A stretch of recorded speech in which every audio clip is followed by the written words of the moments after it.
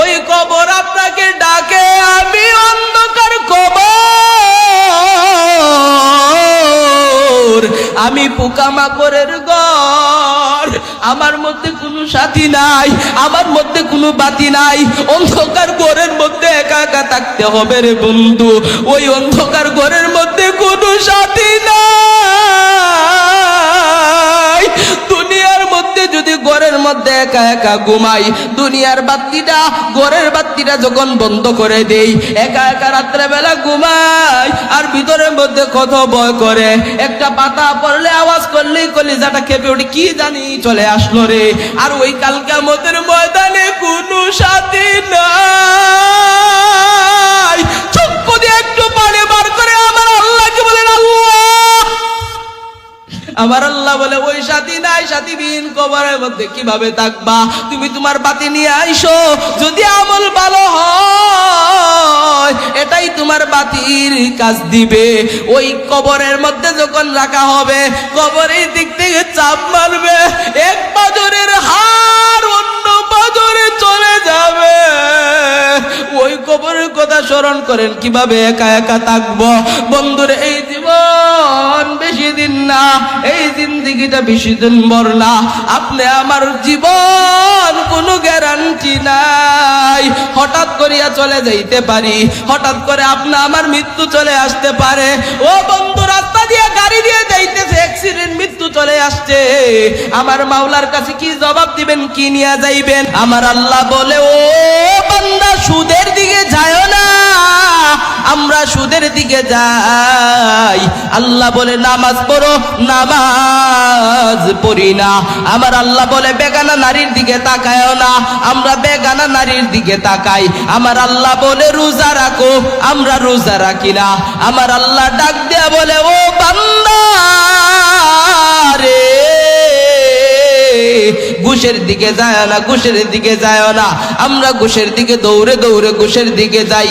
আমার আল্লাহ বলে, হজ করতে যাও, কোটি কোটি টাকার মালিক আমরা হজ করতে যাই না।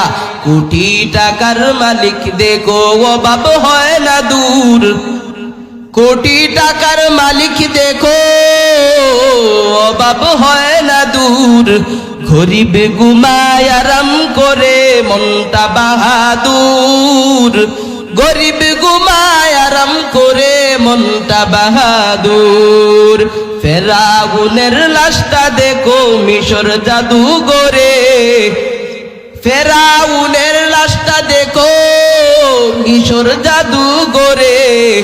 খায়না মাটি পোকা মাছি ভীষণ ঘৃণা করে। কোটি টাকার মালিক আমার আল্লাহ বলে, হজ করো, হজ করতে যাও না। এই টাকা দ্বারা তুমি দুনিয়াদারির কাজ কামে লিপ্ত থাকো, আমার আল্লাহর আদেশ মানো না। আল্লাহ বলে, সৃষ্টি করলাম আমার গোলামি করার জন্য, আমি আল্লাহর উদ্দেশ্য হলো আমি আল্লাহর গোলামি করবে। ও হুজুর, আল্লাহ বানাইছে আল্লাহর ইবাদত করার জন্য, গোলামি করার জন্য। তাহলে আমরা যে দোকানের মধ্যে কাজ করি, আমরা যে ব্যবসা বাণিজ্য করি, আমার আল্লাহর নবী বিশ্ব জাহানের নবী আমাদেরকে বলিয়া দিয়েছে, ও আমার উম্মতেরা রে, তোমরা আল্লাহর ইবাদত করতে হলে তোমাদের ঘুম প্রয়োজন। তোমরা যদি না ঘুমাও, শুধু আল্লাহর ইবাদত করতে থাকো, তাহলে তোমরা আল্লাহর ইবাদত করতে পারবে না, মাথা ঘুরে পড়ে যাবে। ও হুজুর, আমরা যখন ভাত খাই তখন তো আল্লাহর গোলামি হয় না। ও বন্ধু, তোমরা যদি না খেয়ে আল্লাহর ইবাদত করো, পেটের ব্যথায়, পেটের জ্বালায়, পেটের ক্ষুধায় আল্লাহর ইবাদত করতে পারবে না। ও হুজুর, আমরা যখন দুনিয়াবি কাজ করি তখন তো আল্লাহর গোলামি করা হয় না। বন্ধু, 3 ওয়াক্ত খাবার খাইতে হলে তোমার কাজ করতে হবে। এই আল্লাহর ইবাদত করে যদি বাকিগুলা করো, সবগুলো তোমার ইবাদতের সহায়ক হয়ে যাবে। दुनिया में दुनिया का तलबगार नहीं हो, बाजार से गुजर हो खरीदार नहीं हो। ओ जुबान, ओ कलिजार टुकड़ा मुसलमान, আমার আল্লাহ বলে, ও বান্দা, ও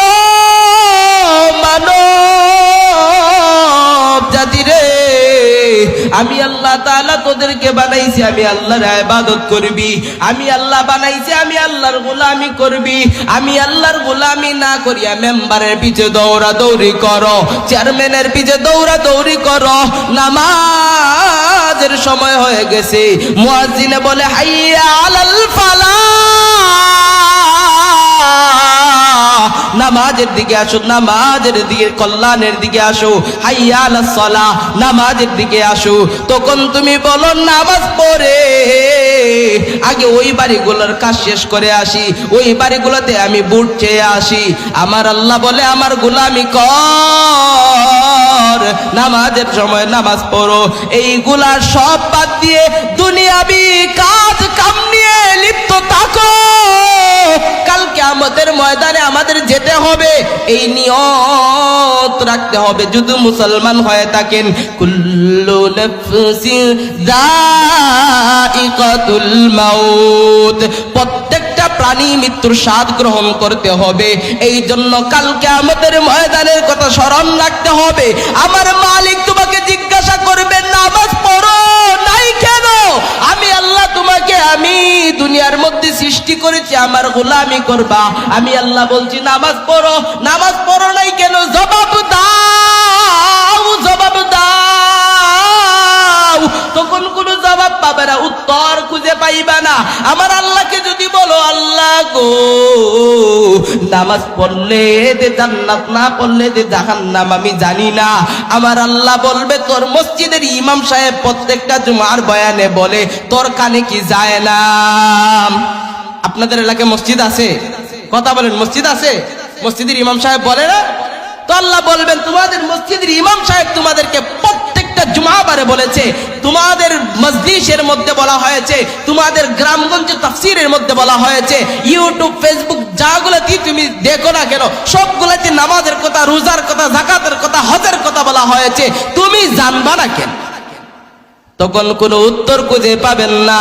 আমার আল্লাহকে যদি বলেন ও মালিক আমার একটা বার সুযোগ দিন, আমি দুনিয়ায় যাব, আর জীবনের নামাজ কাজা করব না, আর জীবনে রোজা বাদ দিব না।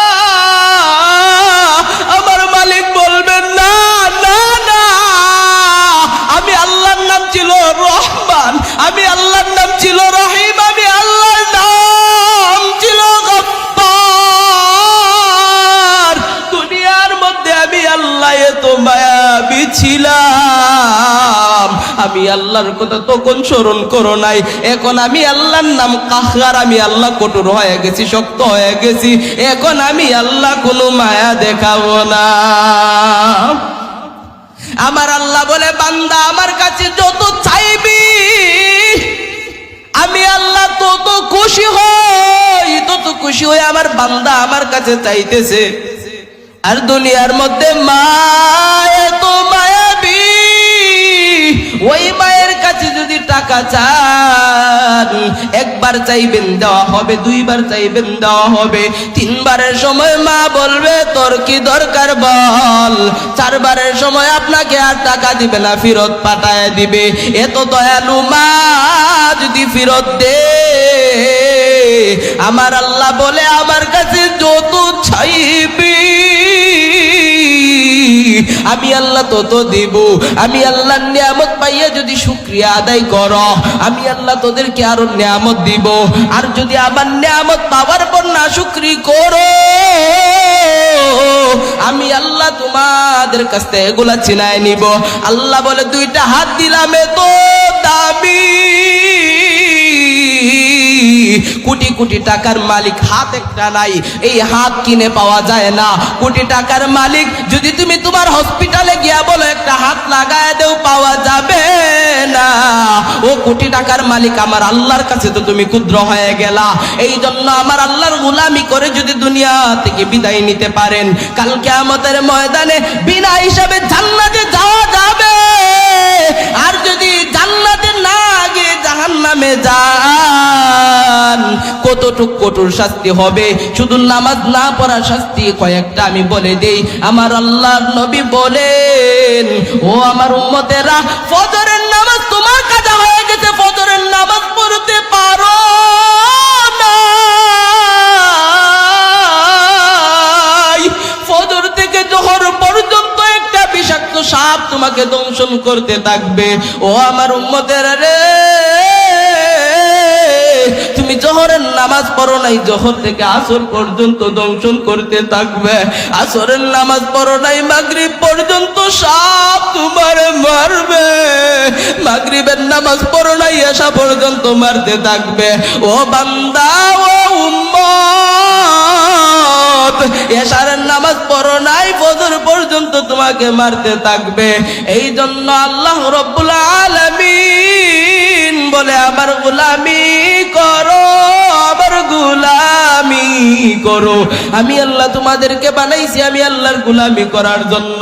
দুনিয়ার মধ্যে একটা ছোট থেকে ছোট সাপও যদি দেখি আমরা, ভয়ে তরতর জানটা কেঁপে ওঠে, তাড়াতাড়ি লাঠি কুজি, লাঠি কোথায়, মানুষদেরকে ডাক শুরু করে দিই, হাউ মাউ শুরু করে দিই। আর কাল কিয়ামতের ময়দানের সাপের কথা আবার নবী বলেন, ওই কিয়ামতের সাপ যদি দুনিয়ার মধ্যে একটা বার তার শ্বাস ছাড়তো, সারাটা তামাম দুনিয়া পুরে ছাই হইয়া যাইতো। এত ভয়ঙ্কর সাপ, এত বিষাক্ত সাপ আপনাকে দংশন করতে থাকবে, আমাকে দংশন করতে থাকবে।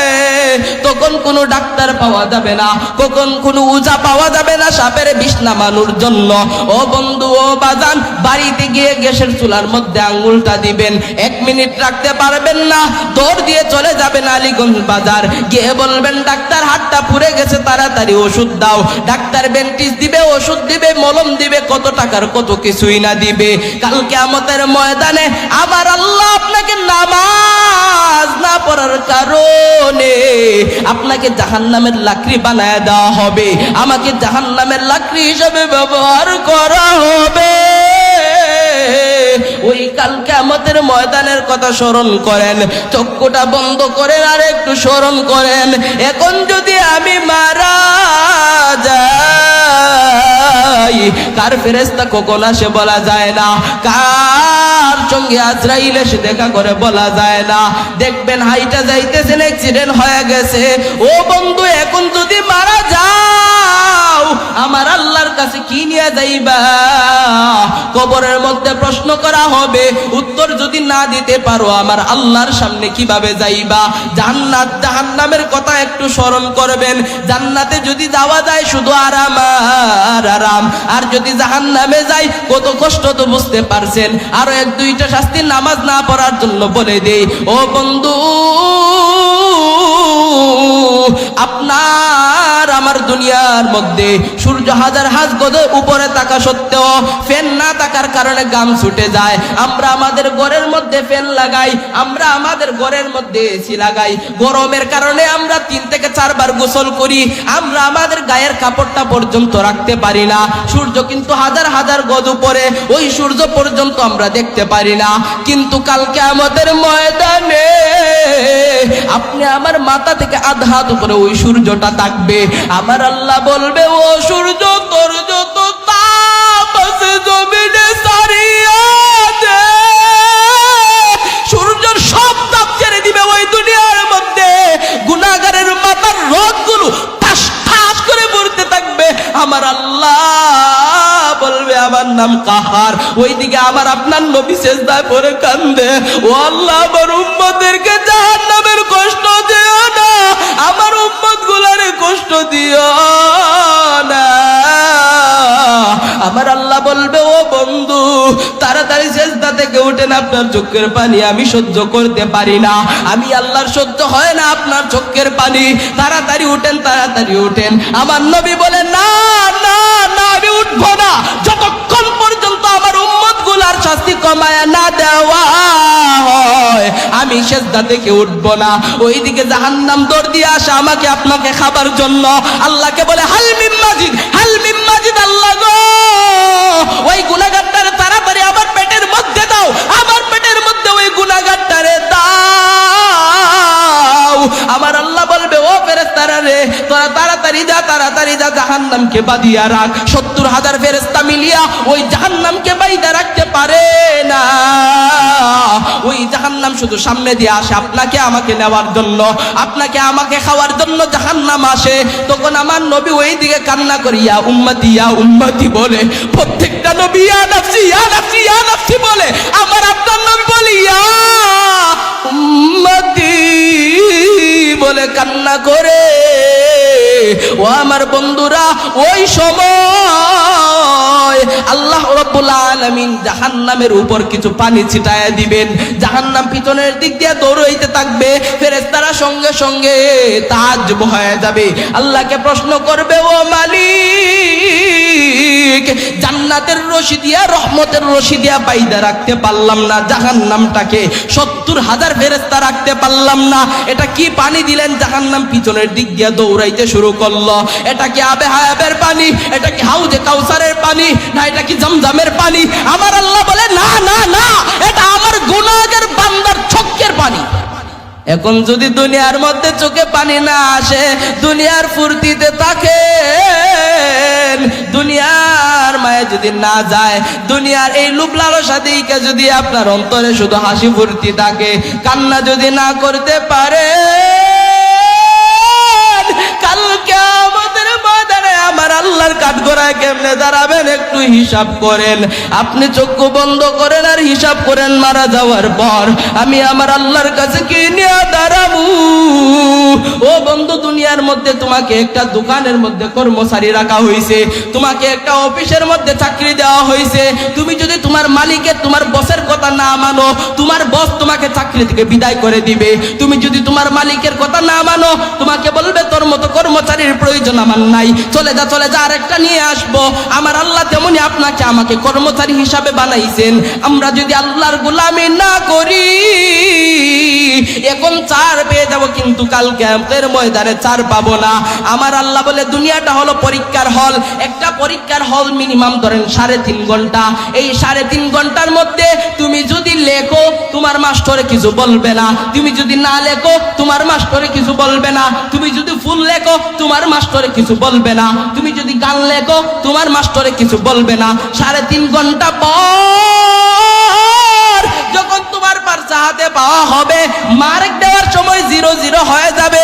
তেমনি আমার আল্লাহ বলে দুনিয়াটা হলো পরীক্ষার হল। তুই 60 বছর 70 বছর 80 বছর বাঁচবি, আমি আল্লাহ বলবো না বলবো না বলবো না, যখন আমার হাতে আসবে আমি আল্লাহ ছাড়বো না।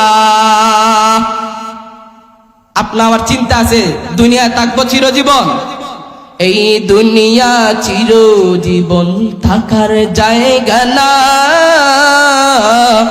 অন্ধকার কবর যে আমার আসল ঠিকানা। ওই কবর আপনাকে ডাকে, আমি অন্ধকার কবর, আমি পোকামাকড়ের ঘর, আমার মধ্যে কোনো সাথী নাই, আমার মধ্যে কোনো বাতি নাই, অন্ধকার ঘরের মধ্যে একা একা থাকতে হবে রে বন্ধু। ওই অন্ধকার ঘরের মধ্যে কোনো সাথী নাই। দুনিয়ার মধ্যে যদি ঘরের মধ্যে একা একা ঘুমাই, দুনিয়ার বাতিটা ঘরের বাতিটা যখন বন্ধ করে দেই, একা একা রাত্রে বেলা ঘুমাই, আর ভিতরের মধ্যে কত ভয় করে, একটা পাতা পড়লে আওয়াজ করলেই কলিজাটা কেঁপে ওঠে, কি জানি চলে আসলো রে। আর ওই কাল কিয়ামতের ময়দানে কোনো সাথী নাই। চক্ষু দিয়ে একটু পানি বার করে আমার আল্লাহকে বলেন আল্লাহ। আমার আল্লাহ বলে ওই সাথী নাই, সাথীবিহীন কবরের মধ্যে কিভাবে থাকবা? তুমি তোমার বাতি নিয়ে আইসো, যদি আমল ভালো হয় এটাই তোমার বাতির কাজ দিবে। ওই কবরের মধ্যে যখন রাখা হবে, কবরের দিক থেকে চাপ মারবে, এক পাজরের হাড় অন্য পাজরে চলে যাবে। ওই কবরের কথা স্মরণ করেন, কিভাবে একা একা থাকবো। বন্ধুরে, এই জীবন বেশি দিন না, এই জিন্দেগিটা বেশি দিন ভর না। আপনি আমার জীবন কোনো গ্যারান্টি নাই, হঠাৎ করিয়া চলে যাইতে পারি, হঠাৎ করে আপনি আমার মৃত্যু চলে আসতে পারে।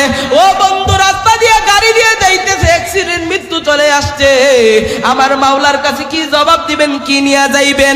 এই জন্য এখনো সময় আছে, দুনিয়ার মধ্যে মুনাফিক ছেড়ে দেন, দুনিয়ার মধ্যে গোলামি ছেড়ে দেন, আল্লাহর গোলামিতে লিপ্ত হন, নামাজ পড়েন, রোজা রাখেন। আমি আল্লাহ রাব্বুল আলামিন বলেন, আমি আল্লাহ যা হুকুম করছি হুকুম মানার চেষ্টা করো। আল্লাহর হুকুম যতদিন পর মানতে পারবেন ততদিন পর আল্লাহর গোলাম হয়ে থাকতে পারবেন। আল্লাহর ওলি হয়ে গেছে একজন আলেমও গ্যারান্টি দিতে পারবে না সে জান্নাতে যাবে কিনা। দেখেন, আমি আল্লাহর ওলি হয়ে গেছি, আমি জান্নাতে না যেতে পারি। আপনাদেরকে একটা ঘটনা শোনায় দেই। আফগানিস্তানে একজন আল্লাহর ওলি 70 বছর তার ইবাদত করছে, 70 বছর খানকার ভিতরে ছিল। এই খানকা থেকে সে বের হয় না, তার খাদেম তার জন্য খাবার এনে দেয়। ওই আল্লাহর বান্দা, আল্লাহর ওলি, এক যুবক চলে আসলো দৌড় দিয়ে, ও হুজুর,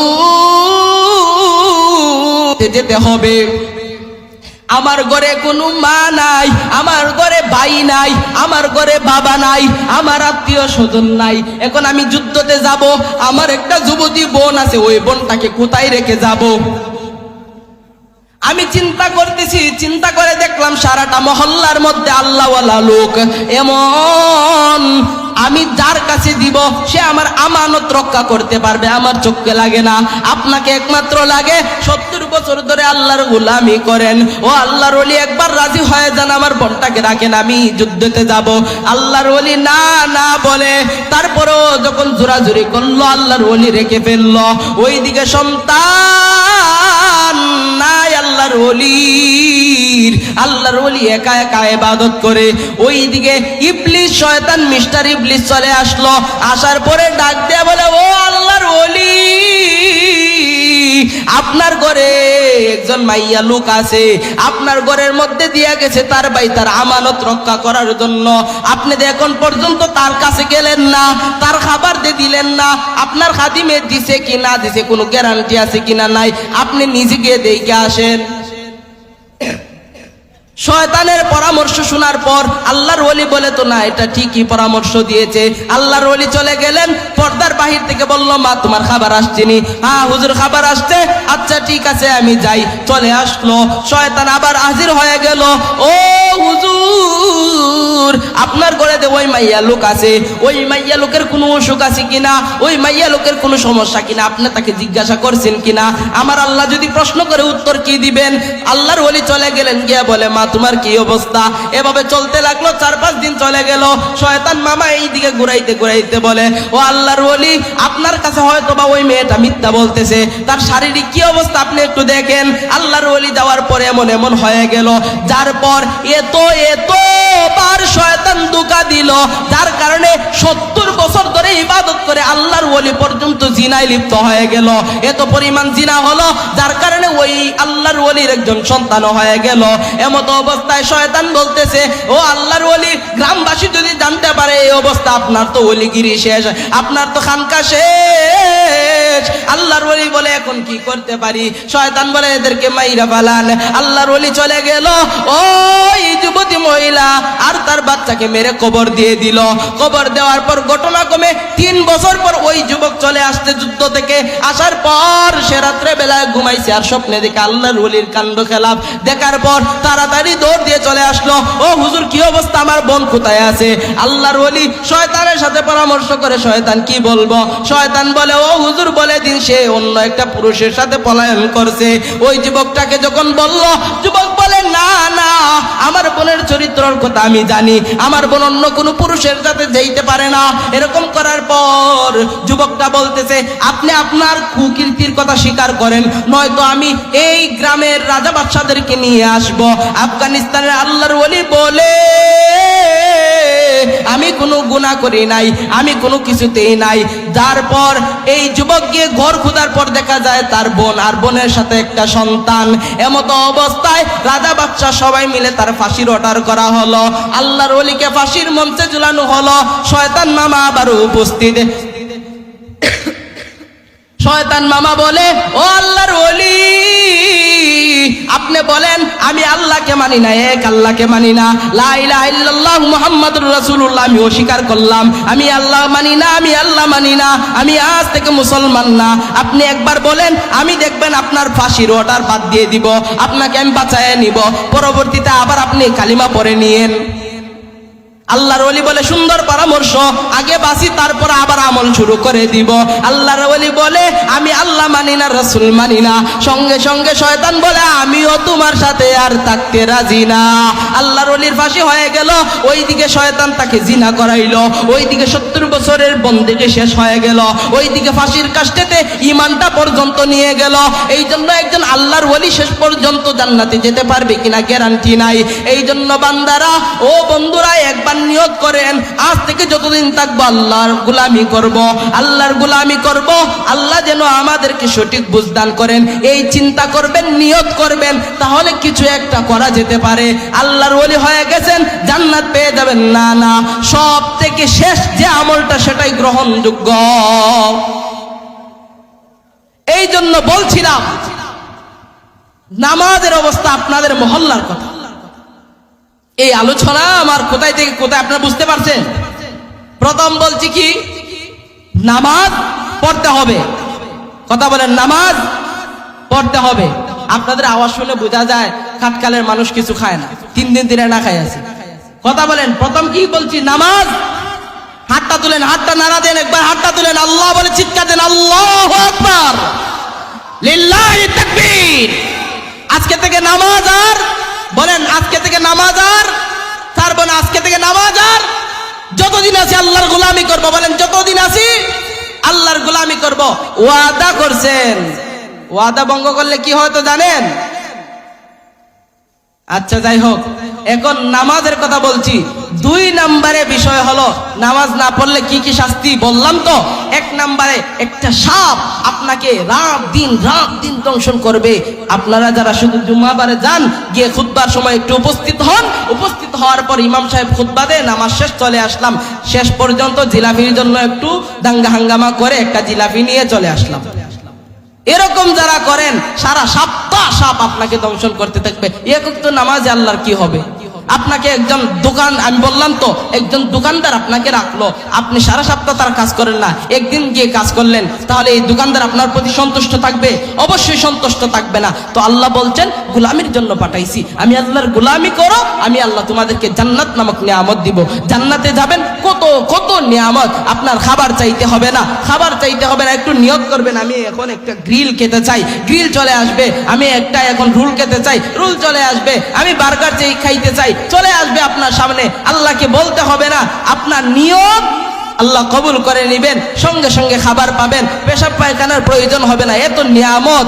আর যদি বাজান জাহান্নামে আমরা যাই, আল্লাহু আকবার, জাহান্নামে পড়তে পড়তে লাকড়ি হয়ে যাব। যেভাবে বাবুরচিরা বিবাহের বাড়িতে মধ্যে, অনুষ্ঠানের মধ্যে লাকড়ি একটার পর একটা দেয়, আল্লাহ জাহান্নামের মধ্যে আমাদেরকে একটার পর একটা দিবেন, পুরে চারকার হয়ে যাব। আল্লাহু আকবার। ওই দিনের কথা স্মরণ করেন, যেই দিন সূর্য আমাদের মাথার উপরে থাকবে। ওই দিনের কথা স্মরণ করেন, যেই দিন আপনাকে সাপ একটার পর একটা দংশন করবে।